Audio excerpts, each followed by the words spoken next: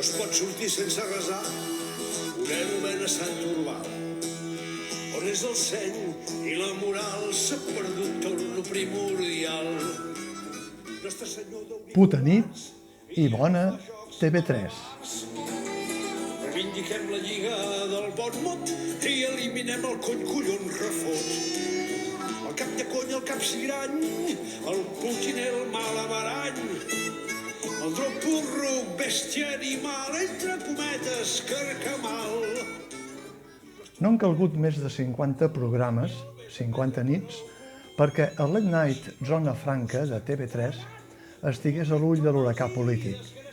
Després de 2 o 3 incidents pels límits del seu humor, el sintagma Zona Franca s'ha sentit repetidament en les últimes sessions de control del Parlament de Catalunya, destinades a fiscalitzar del dret i del revés la Corporació Catalana de Mitjans Audiovisuals. Sobretot des de les preguntes dirigides pels portaveus de Vox, Ciudadanos, respectem el seu nom en la llengua que els agrada, ja que sempre parlen en espanyol al Parlament, PP, i de tant en tant també el PSC.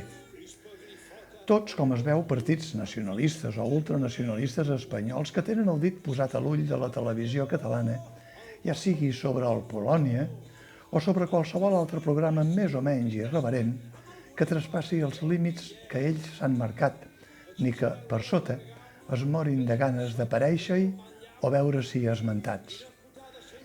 L'últim escàndol a TV3 ha estat el de l'expulsió de l'equip de Zona Franca de l'humorista i col·laborador Manel Vidal per un gag que relacionava el PSC amb una esvàstica arran dels pressupostos catalans. Un mem que podria semblar el del laberint d'Horta, per exemple, tenint en compte que l'humorista en cap moment va fer referència al nazisme. Com que ja hi ha posat prou cullerada a tothom i alguns articulistes que s'havien desfet en elogis cap a Zona Franca ara li giren l'esquena, no és d'aquesta expulsió del que voldria cafetar, sinó del que hi ha al darrere d'aquesta dràstica mesura presa per la direcció de TV3, d'acord amb la productora del programa, per cert, una decisió rebutjada de ple pel comitè professional de TV3 en un comunicat. El més curiós de tot el que ha justificat la direcció en seu parlamentària és que es digui que a TV3 no hi ha censura, sinó responsabilitat.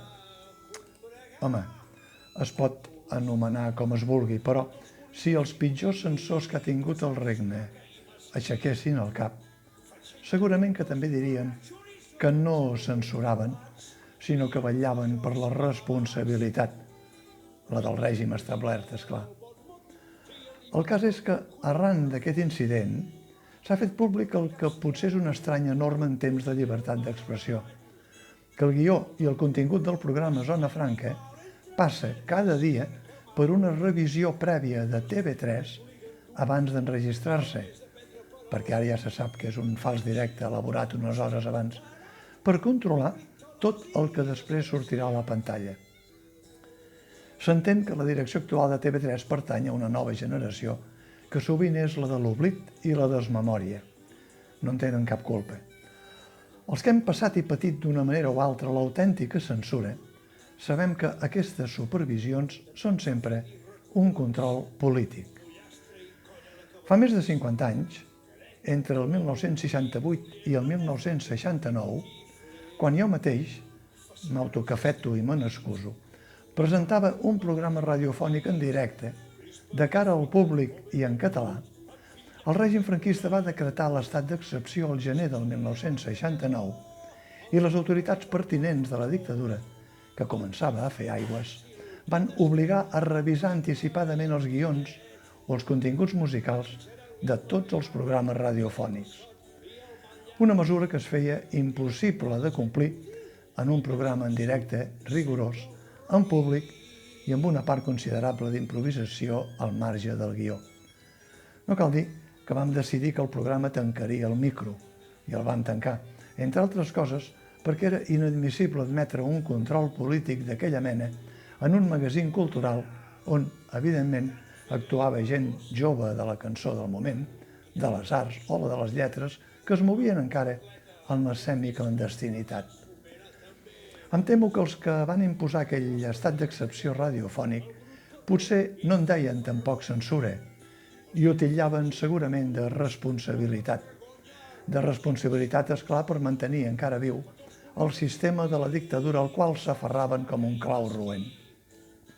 Per això, quan ara s'escolta justificar accions com la que ha afectat l'humorista Manel Vidal, fa una certa angúnia que ni amb més de 50 anys ni amb una presumpta llibertat d'expressió, segons quins mètodes, no canviïn mai del color de la camisa. No és l'únic incident d'aquests últims dies a TV3. En el programa de tarda planta baixa, un desafortunat error tècnic va il·lustrar musicalment la imatge del president Carles Puigdemont amb una cançó amb una lletra ofensiva, Rata de dos patas, de Paquita la del barrio. Que el Déu de la música els perdoni pel mal gust. El rebombori tampoc no es va fer esperar.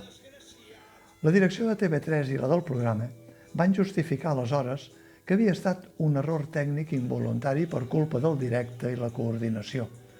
Però, de tan tècnic i tan involuntari que va ser, el cas és que, finalment, s'han separat els tècnics del control de la pista de sintonies i han col·locat al costat de planta baixa, que és una productora externa de Ricard Ostrell, un tècnic de la casa perquè llenci les sintonies. La ressaca d'aquest parell d'incidents acaba amb l'eliminació de la típica salutació del presentador Joel Díaz quan engega Zona Franca i que, des de fa més de 50 nits, diu «Puta nit i bona Espanya». Sembla que tampoc agradava a la direcció de TV3, o se sentia pressionada pels embats que hi ha dedicats sobretot Ciudadanos, i que la salutació ha estat condemnada a passar a millor vida. Però això, sembla estrany que no se sàpiga, no evitarà l'efecte contrari com ha passat amb el gag de Manel Vidal, que s'ha repetit i repetit i s'ha retuitat i retuitat i s'ha conegut molt més que si no se n'hagués parlat gens. Amb la salutació de Joel Díaz, puta nit i bona Espanya, passarà que cada vegada que es pronunciï la salutació substituta, tothom recordarà subliminalment la salutació original i els més mals intencionats potser fins i tot la manipularan i els rebotarà el cervell com sempre se l'havien imaginada o com sempre haurien volgut que s'hagués dit per poder instar la direcció de TV3 que apliqués la responsabilitat dita censura. Bona nit i puta Espanya, es repetirien en veu baixa. Que la sort els acompanyi i, per si de cas, recordem-ho, puta nit i bona TV3. Nostre Senyor d'auriculars ja no fa jocs malabars. Reivindiquem la lliga del bon mot i eliminem el collon refot. El cap de cony, el capsigrany, el Putin, el malabarany, el drop porruc, bèstia animal, entre cometes, carcamal, l'estúpid brètol i gandul i el ves de prendre per al cul, el ximpletó rostectarat, morritolós i desgraciat.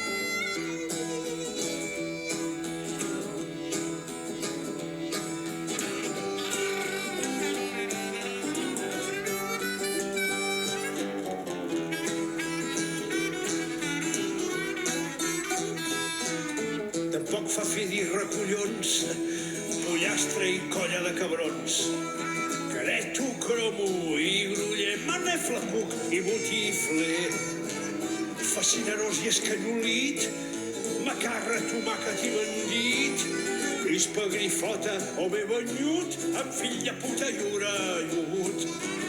Sense oblidar l'aprenyador, el malparit, el malfactor, el tifa imbècil, pit estret, amb el boripa i el pillet, el xitxarel i el bergan, gallimarsot i el matllam.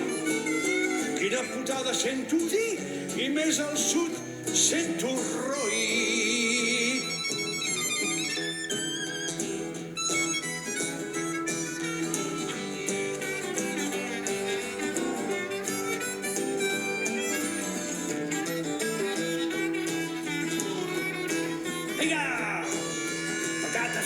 barrús, morada i cara de lluç. Mal burleta, llefiscos, pardal, somera, també gos. Amb l'hospedre i el cagalló, el brut barrut i fanfarró. Els llepafils i llepaculs, poca vergonya, roig insults. Petós, borilla, figurí, pesat, sudaca i mesquí. Fatxell de pollós i marrà, xoriço, penques o taujà. El pixa Sant Costa Budell, mas mal follat, pinxo, masell. Puc allargar-ho fins demà, mal et pesi en català. Però és hora d'anar a combregar. Amb missa aneu, aneu, aneu.